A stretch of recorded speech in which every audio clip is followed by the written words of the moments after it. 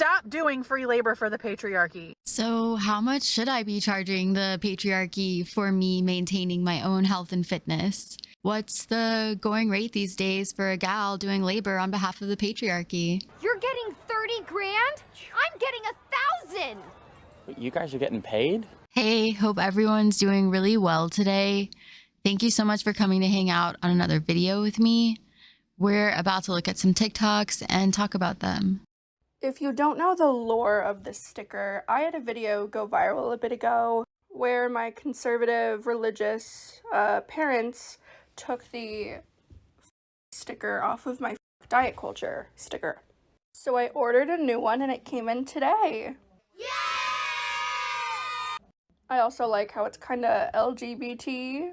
Now let's get this one off. That was so hard to get off. She had to have so much anger. And here we are. Brand new one. This is all one piece. Yay. Woohoo. Take that, Mom. Hey, the sticker is back and version 2.0 is even stronger than the original. Thank goodness for GoFundMe. I'm obviously joking, but after the sticker lore video, I noticed something interesting on her page. She has a couple content warnings across some of her most recent videos that are about nutrition. I'm not really sure if these warnings that say could result in serious harm are about following her nutrition advice or if it's something else that TikTok has flagged here. But I was kind of hoping it was the first one, not just hers. I feel the same way about the British trainer who's Team McDonald's now. I'm all for free speech, but I don't view a little content warning like this as something that impedes on that. At one point early on in my personal exploration of nutrition, I actually followed some really dumb advice, and I would like to think that a little banner like this maybe would have made me question things more. Who knows, though? Whenever I'm about to do something, I think, would an idiot do that?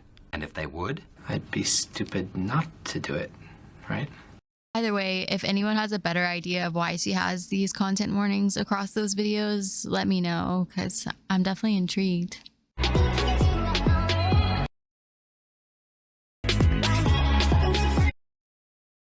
Her little dialogue captions here are from the perspective of mad fatphobes in her comments, saying you can't keep sharing scientific evidence that shows body size is not equal to health.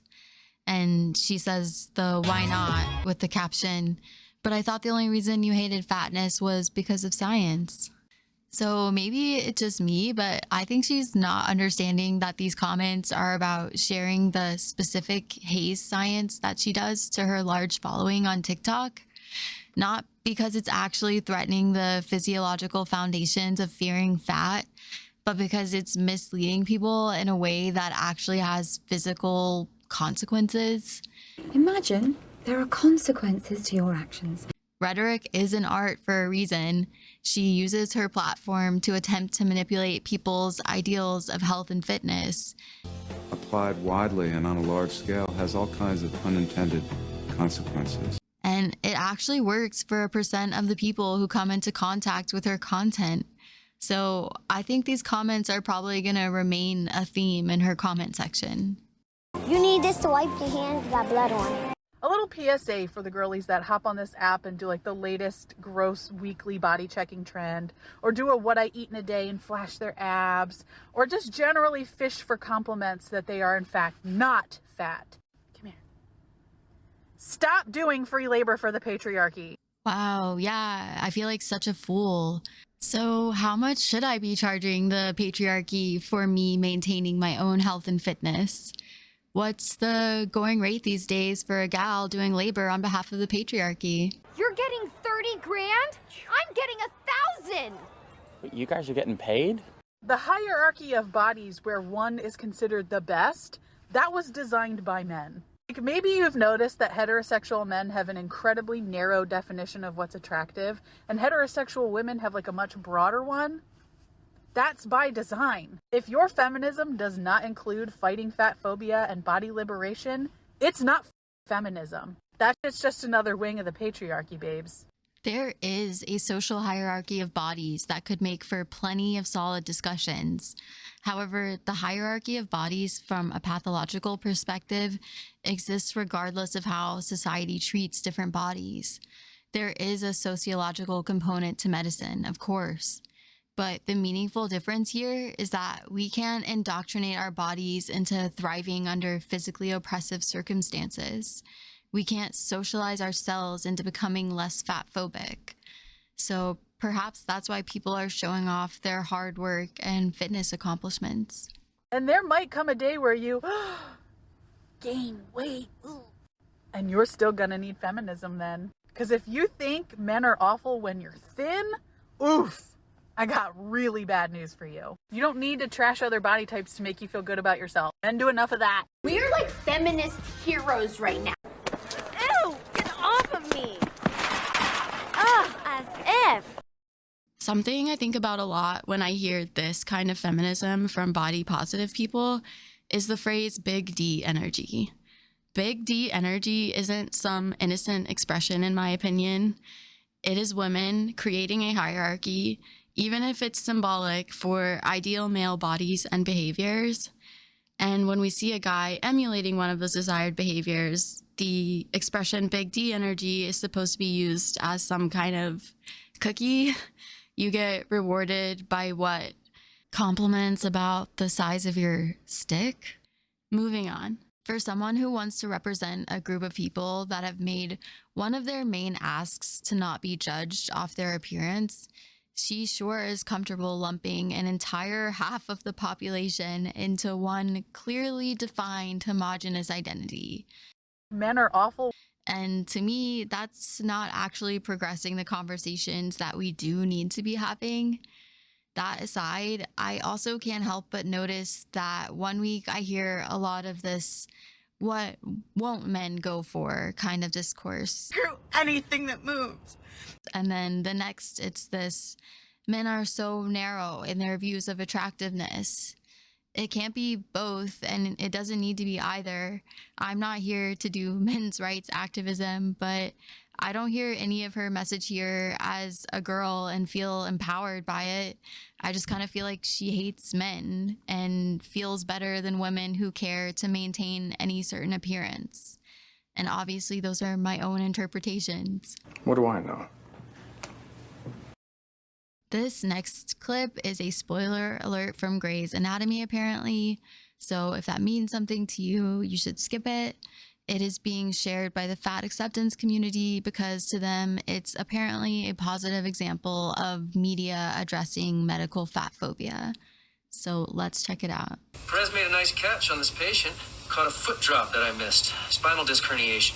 Well, nice job, Perez. I caught it because I examined her thoroughly. Excessive weight can cause damage on the joints. True, but you looked at Lila and decided she was just a fat person. Fat people know they're fat, you do not need to tell them. Of course not, but if the weight might be making things worse...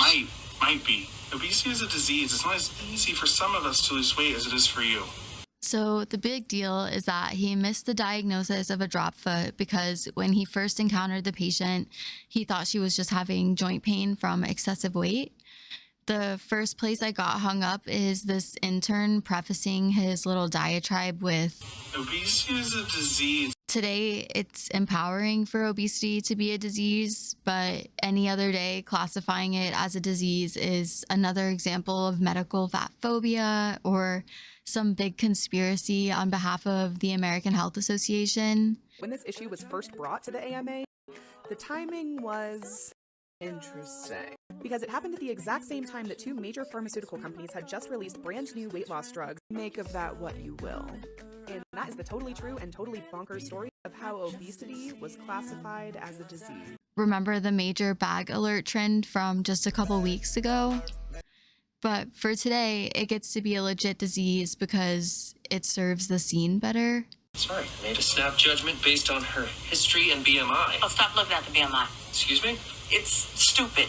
The body mass index is a fancy title and formula that was developed like 200 years ago by a mathematician. Who are these golden-throated dorks?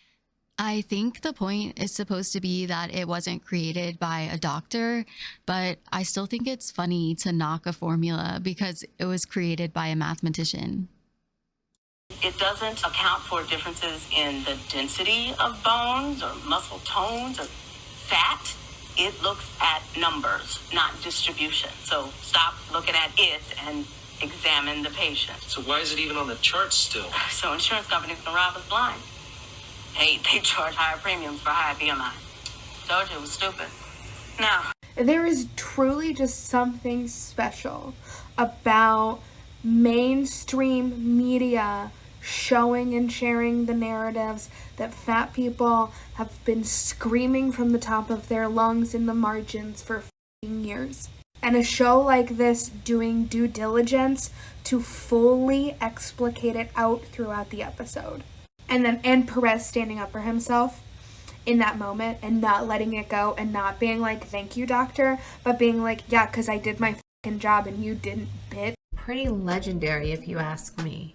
I totally agree with looking at the patient, not just the numbers, though. That is obviously important.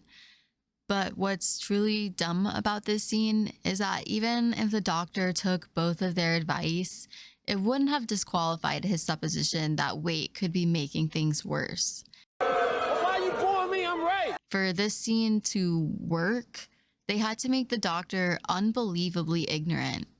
If my middle school health class taught us that the BMI wasn't perfect, I feel pretty confident doctors are taught the same thing.